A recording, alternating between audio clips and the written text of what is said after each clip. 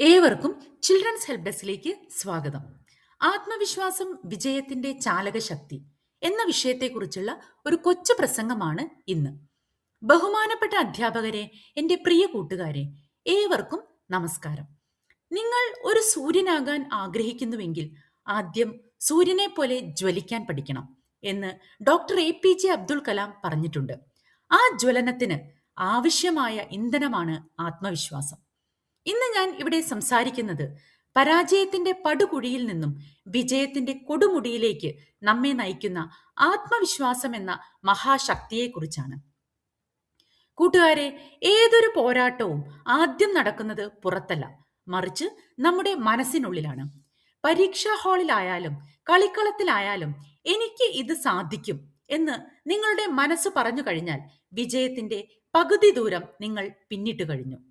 മറിച്ച് കയ്യിൽ എത്ര വലിയ ആയുധമുണ്ടായാലും തോൽക്കുമെന്ന് ഭയപ്പെടുന്നവന്റെ പരാജയം ഉറപ്പാണ്.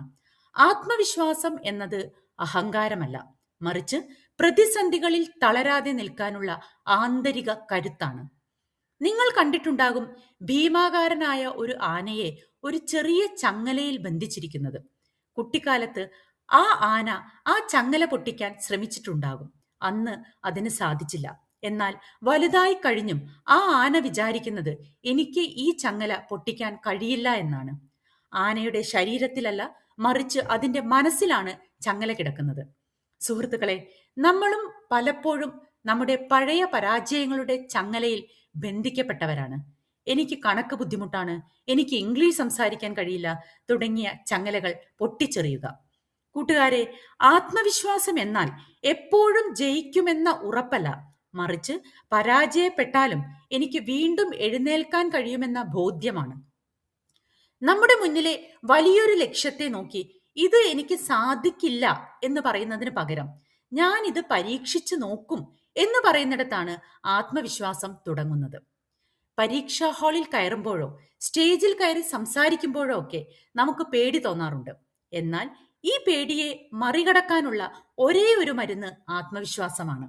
പരാജയപ്പെടുമോ എന്ന ഭയമാണ് പലപ്പോഴും നമ്മെ പിന്നോട്ട് വലിക്കുന്നത്.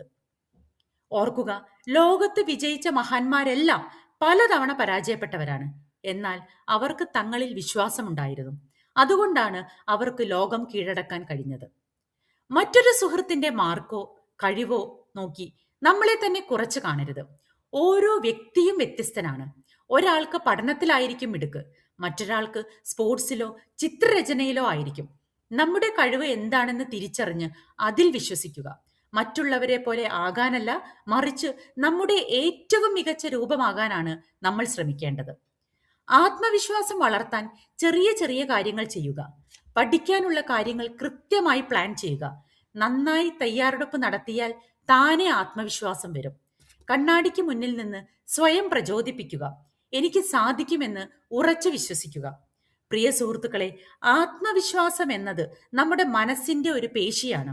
എത്രത്തോളം നമ്മൾ അത് ഉപയോഗിക്കുന്നുവോ അത്രത്തോളം അത് കരുത്തുള്ളതാകും. നമ്മുടെ ജീവിതമാകുന്ന കടലിൽ തടസ്സങ്ങളാകുന്ന തിരമാലകൾ വന്നുകൊണ്ടേയിരിക്കും.